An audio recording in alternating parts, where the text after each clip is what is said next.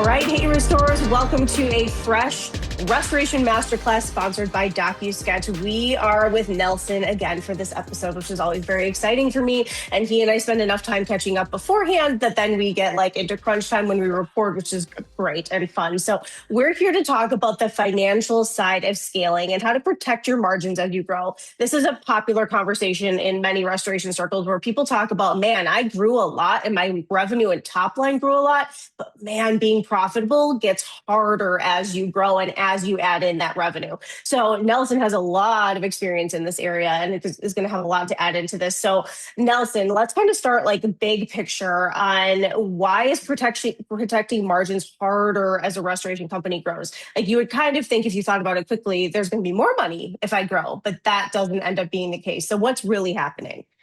You're exactly right. More revenue doesn't mean more profit at the end of the day. If you're not watching what's happening to the bottom line, you could be spending more to do the same work you were doing when you were smaller. And it's 80% of companies actually do that. It's funny to watch that they think, okay, I'm getting more work, I'm hiring more people, but you're letting your finger off the pulse. It's not always good to have more revenue if it's not profitable. So if you're doing $3 million a year and you're showing a round number of 35% profit, and then you're doing 7 million a year, but you're showing a round number of 20% profit, that's a big problem. That means you should stay at 3 million. You don't want to just jump to 7 million. You need to make sure that you can scale, keep your finger on the pulse, and understand that when you get to there, you're still going to have those numbers. Yes. So are there spaces during a job where you see restorers giving up profit, even though they don't mean to? I know a lot of people talk about like getting paid is a big issue, which it is, but money issues start before it takes forever sometimes to get paid. So where is it starting? It's a couple different places. First and foremost, documentation. If you're not documenting a claim properly, you're going to have an argument later on. So you're going to go from poor documentation, a scope that you don't agree with an adjuster or the parties on. Everybody's got to agree on a scope. Once you have an agreed upon scope and you have a price put in place, then doing the work efficiently is where people lose more money than they actually think. If a drywaller is taking 3 extra days to do the job, that's an inefficient process that's costing the business owner money. So if you're making extra trips to the job, if you're driving, if your PM is having to attend more often than not, you want to start looking at the efficient ways of letting technology help you keep those things efficient, find ways to keep your schedule on track. Don't jump at every new claim that comes in and run because there's a storm, because you do make more money in mitigation. We all understand that, but you really need to pay attention to the reconstruction side as the United States is being pushed. The contractors in the United States are being pushed more to full service. Being a Canadian, we're pretty lucky because in Canada, we've always been full service. So you get a really good handle on it in Canada, but in the United States, you've not always been full service. And to make that move or make that jump is really hard. I was at a meeting and there were several contractors in the room. And I was really in awe of how many of those contractors said out loud they lost money in reconstruction last year. They did fine in mitigation. They lost money in reconstruction. They lost money because of inefficiency of scheduling, getting the job done, getting the job done as fast as they would a small job. So yes, a drywaller drywalling a full house will take longer than fixing a 2-foot cutout, understandably, but the time frame in scale should still be the exact same. If I've got 100 square feet at 2 feet and I've got 300 square feet at a large loss or a larger area, I should still have that same scale when I'm doing that drywall. Same with painting. And it doesn't seem to be happening. And business owners are allowing it not to happen. They're actually telling people, it's bigger, go ahead and do it. They look at that number and say, oh, wow, look, $100,000. I'm great. I can go do this. And then realize it just cost me $90,000 to do a $100,000 job. That's a problem. Yes, that is a problem. So if we fast forward to the end of the cycle and we're at the getting paid part of restoration, this is a common conversation that has been going on for years. So I'm curious, middle of 2026, where it stands right now, how much does documentation influence how fast a company gets paid, regardless of, because this is kind of a nuanced question, right? Because if you're doing private pay, it's going to be different from doing TPA, from doing care, blah, blah, blah. You get all that. So, but how much is documentation overall influencing that? And in the age of AI and all this technology, can people over document? Is there like this line now where it's like, don't submit like 50 pages? I don't know, but is there a line now? I think documentation is part of the reason people aren't getting paid for sure. Mm-hmm. People think I can use Xactimate in this format or any estimating platform for that matter in this format, and I'm going to squeeze an extra 20% out of it. When in reality, when you're dealing with TPAs and carriers, you can't do that. Yeah. You need to understand you've signed a deal that says here's what you're going to abide by. Why try to go outside of that? And when people learn that, they realize, okay, I can go do this. A couple things happen. You start to look at volume then, so you can scale off of volume. Yes, you might not make 35%, you'll only make 30%, but you're getting more volume because you're getting more claims. And you're not arguing at the end. I can't tell you how many times I've listened to somebody say, no, I'm going to fight for those 3 line items. Yes, they add $800 to a $50,000 estimate, and I want that $800. The time it takes you to fight that, argue, and not get the Yeah. money in your bank account, you're losing $1,500 of that 800. So it really is. You've got to look at those things. Documentation from the start, though, is always going to be, I think, no matter which way you look at it, carrier, TPA, or homeowner direct. If you don't document it right, you're going to have a problem getting paid. So, can you over document? For your personal business, I don't think you can over document. I think you can keep all the documentation you want. Technology allows you to keep all the photos you want, everything you want. Should you be sending that to a carrier or TPA or homeowner? No, you should not. You should not send them every little thing you have because you're going to make somebody angry by putting in so many different photos and they have to try to go through them. They have to look at everything. It's different if it's a 360, but lots of people still want photos. And I have a great example of over documenting. I write estimates a lot, and I got in the habit of attaching the attachment note in every line item to an Xactimate estimate. It made people angry. They didn't like it because it took a 2-page estimate and made it 7 pages. And the line items were there was 2 line items per page because the Xactimate note was so long. And people stopped using me because I would do it. I thought I was being a smart aleck and protecting myself, but in reality, it put a hurt on. So you have to really pay attention to what you give. Give what you're trying to price. If you price new drywall in an area, show a photo of that drywall that needs to be done. It's that simple. Nobody can dispute it.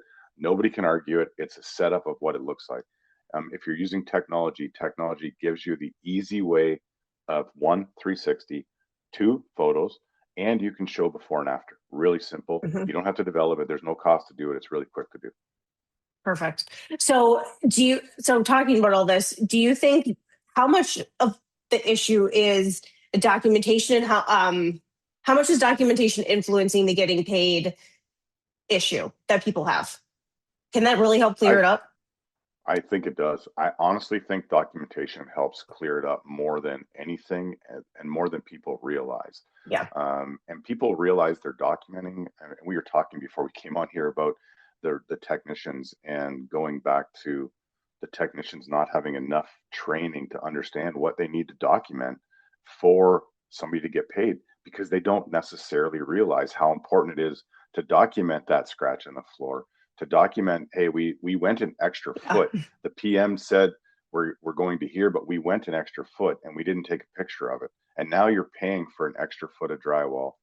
Minor, but still should be charged for. Yep. Another great example of documentation that's not just photos is communication. It's a drywaller attends a project. He gets there and the homeowner answers the door and says, listen, my children are sick today. And we'll use COVID as an example just because it's easy. One of my children has COVID. We can't let anybody in the house. You just lost that drywaller for that whole day. You don't just have new jobs set up for that drywaller. So there needs to be communication put in XA or in Claims Connect saying, hey, we just lost 4 hours. 4 hours or more of a drywaller and his helper's time is a lot of money. That communication can help recoup some of that. And the carrier or TPA may not allow you to recoup it, but you now have a record of understanding when you look at your job at the end to say, I lost money on that job. Why did I lose money? Okay, we Yeah. documented losing 12 hours because we couldn't get in because of the homeowner.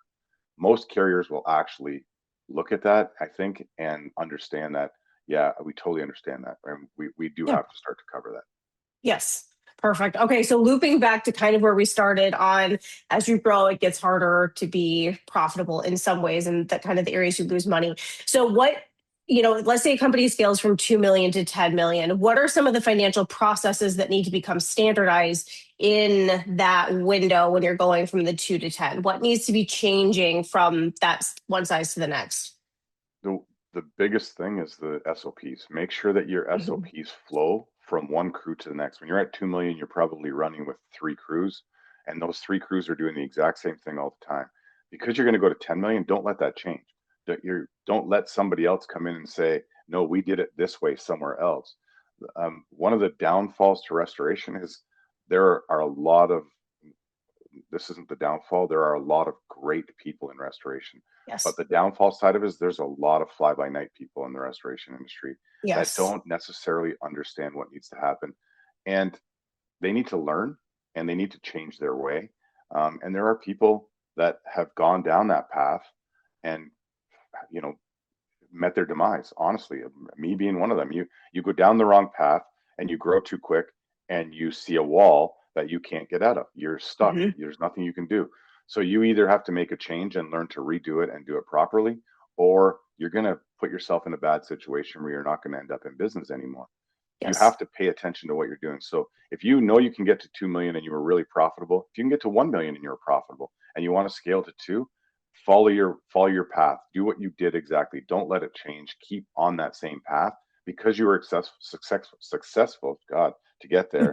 Um, you want to make sure that you can keep going in that direction. And that's what large restoration companies do. And they ensure it's the exact same on every job. Nothing changes. Yeah.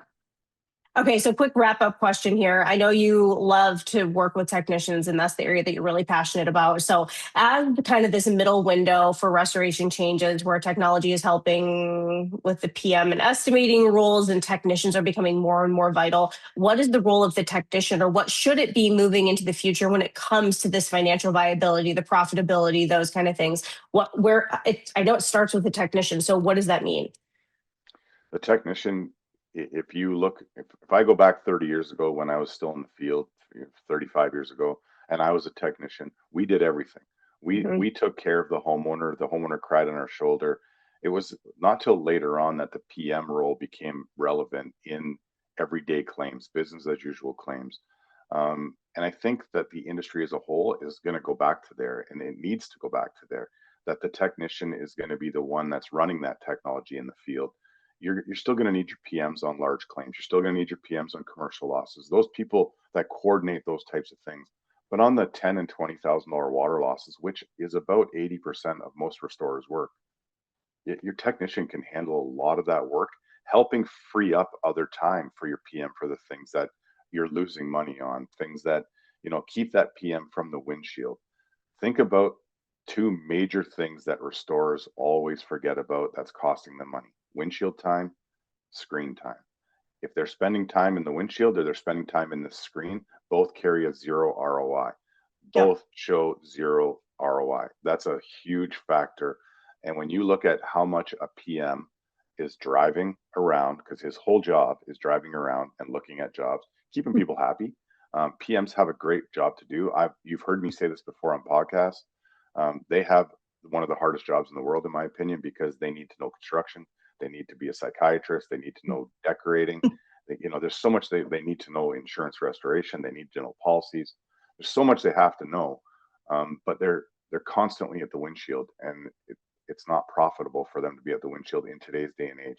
And as you scale, you need to make sure that you have more techs doing what they need to do to keep your PM focused on what the PM should be focused on.